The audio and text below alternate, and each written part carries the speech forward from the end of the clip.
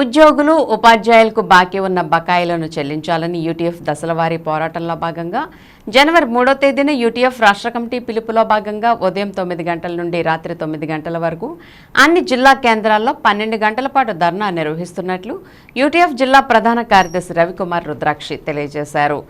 ఈ సందర్భంగా ఏలూరు జిల్లా యూటీఎఫ్ జిల్లా కార్యాలయంలో మీడియా సమావేశాన్ని ఏర్పాటు చేశారు. ఈ సమావేశంలో రవికుమార్ మాట్లాడుతూ ముఖ్యమంత్రి వైఎస్ జగన్మోహన్ రెడ్డి ప్రతిపక్ష నాయకుడిగా ఉండగా రాష్ట్రంలోని ఉద్యోగ ఉపాధ్యాయులకు 1వ తేదీనే జీతాలు ఇస్తానని, టైం టు టైం డిఏ ఇస్తానని, మెరుగైన పీఆర్సీ ఇస్తానని, సిపిఎస్ రద్దు చేసి ఓపీఎస్ను అమలు చేస్తానని అనేక వరాల జల్లులు కురిపించారని, ఎన్నికై 5 సంవత్సరాలు పూర్తవనున్నా ఇచ్చిన హామీలు నెరవేరకపోగా 10వ తారీఖు నాటికి గానీ జీతాలు రాని పరిస్థితిని, అంతేకాకుండా ఈ 5 సంవత్సరాల కాలంలో ఉద్యోగులు దాచుకున్న వేల కోట్ల రూపాయలు ప్రభుత్వానికి బాకీ పడిందని అన్నారు. బాకీ పడిన సొమ్ముల్లో పీఆర్సీ అరియర్లు 6,246 కోట్లు, డిఏ బకాయిలు 1,136 కోట్లు, పీఆర్సీ తర్వాత 2 డిఏల బకాయిలు 4,884 కోట్లు, పీఎఫ్ లోన్లు ఫైనల్ సెటిల్మెంట్లు బాకీలు 1000 కోట్లు, ఏపీజీఎల్ఐ లోన్లు ఫైనల్ సెటిల్మెంట్లు బాకీలు 330 కోట్లు, బాకీలు సరెండర్ లీవులు ఇతర బకాయిలు 4,500 కోట్లు, మొత్తం 18,096 కోట్లు ప్రభుత్వం రాష్ట్ర ఉద్యోగ ఉపాధ్యాయులకు బాకీ పడిందని తెలియజేశారు.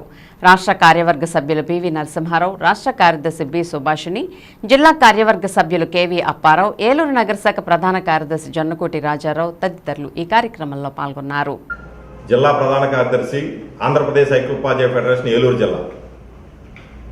ప్రస్తుత ముఖ్యమంత్రి తన ప్రతిపక్ష నేతగా ఉండగా ఉద్యోగ ఉపాధ్యాయులకు ప్రతి నెల 1వ తేదీన జీతాలు చెల్లిస్తానని, మెరుగైన పీఆర్సీ ఇస్తానని, డిఏ బకాయిలు ఎప్పటికప్పుడు చెల్లిస్తానని, ఓల్డ్ పెన్షన్ స్కీమ్ని అమలు చేస్తానని తన ఎన్నికల హామీకి ఇవ్వడం జరిగింది.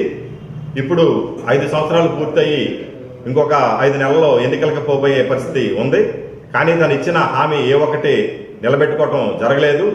అదేవిధంగా హామీలు నిలబెట్టుకోకపోవడం పైనుంచి ఇప్పుడు ఉద్యోగ ఉపాధ్యాయ పెన్షనర్లకు ప్రతి నెల 17వ తేదీ వరకు కూడా జీతాలు రాని పరిస్థితి ఉంది. అది చాలా దయనీయమైన పరిస్థితి. అందరూ కూడా ఇళ్ళు లోన్లు పెట్టుకుని అలాగే పిల్లల చదువుల కోసం బ్యాంకుల్లో అప్పులు తీసుకున్న పరిస్థితి ఉంది. ప్రతి నెల కూడా చెక్కు బౌన్సులు అయిపోతే వడ్డీలు కట్టే పరిస్థితి ఉంటాము. ఏది కరెక్ట్ అనేది శ్వేతపత్రాన్ని రాష్ట్ర ఆర్థిక పరిస్థితి శ్వేతపత్రాన్ని విడుదల చేయాలని మేము డిమాండ్ చేస్తా ఉన్నాం. రేపు 3వ తేదీన అన్ని జిల్లా కలెక్టర్ కార్యాలయాల దగ్గర 12 గంటల ధర్నాని ఆంధ్రప్రదేశ్ ఐక్యోపాధ్యాయ ఫెడరేషన్ జిల్లా కమిటీ నిర్ణయంలో భాగంగా చేయబోతా ఉన్నాం. వందలాది మందితో రేపు ఏలూరు జిల్లా కలెక్టర్ కార్యాలయం దగ్గర ధర్నా నిర్వహిస్తా ఉన్నాం. ఈ ధర్నాలో మేము ఏదైతే డిమాండ్లు పెట్టామో 1వ తేదీన జీతాలు చెల్లించాలని, అలాగే ఉద్యోగ ఉపాధ్యాయులకు సంబంధించిన బకాయిలు చెల్లించాలని, అలాగే పీఆర్సీ అమలు చేయాలని, పీఆర్సీ కమిషన్ అయితే వేశారు కానీ పీఆర్సీ అమలులో ఏమి కనపడటం లేదు. మరి దానికి కూడా విధి విధానాలు ప్రకటించాలి, పీఆర్సీ అమలు చేయాలి, అలాగే దాచుకున్న డబ్బులు వెంటనే చెల్లించడానికి నిధులు విడుదల చేయాలని, బకాయిలన్నీ కూడా పూర్తిగా చెల్లించాలని మేము ఆంధ్రప్రదేశ్ ఐక్యోపాధ్యాయ ఫెడరేషన్ ఏలూరు జిల్లా కమిటీ పక్షాన డిమాండ్ చేస్తాం. సర్వశిక్ష అభియాన్లో ఉన్న అవుట్ సోర్సింగ్ ఉద్యోగులు, అలాగే అంగన్వాడీ కార్యకర్తలు, అలాగే ఆశా వర్కర్స్ వీళ్ళందరికీ కూడా వాళ్ళ యొక్కకి ఇచ్చినటువంటి హామీ మేరకు అమలు చేయమని చెప్పి ప్రతి ఒక్కరూ ఈ రోజున మరి సమ్మె బాట పెట్టడం జరిగింది.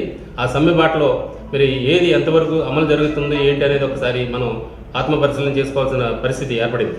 మీరు అమలు చేస్తున్నాం అని చెప్పి ఒక కమిటీ ఏదైతే వేసింది, ఆ కమిటీలో విధి విధానాలు ఏంటి అనేది, ఆ చైర్మన్ చేసేటువంటి విలువలు ఏంటి, తర్వాత ఇవన్నీ కూడా ఎక్కడా కూడా రూపొందించడం జరగలేదు. అయితే ఆ 1/7/2023 నాటి నుంచి ధరవాళ్ళు క్యాలిక్యులేట్ చేస్తుంటే గత పీఆర్సీకి ఇప్పటికీ తీసుకున్నాం. మరి దాని ప్రకారంలో 30% అయ్యారు అమలు చేయాలని చెప్పి కోరుతున్నాం.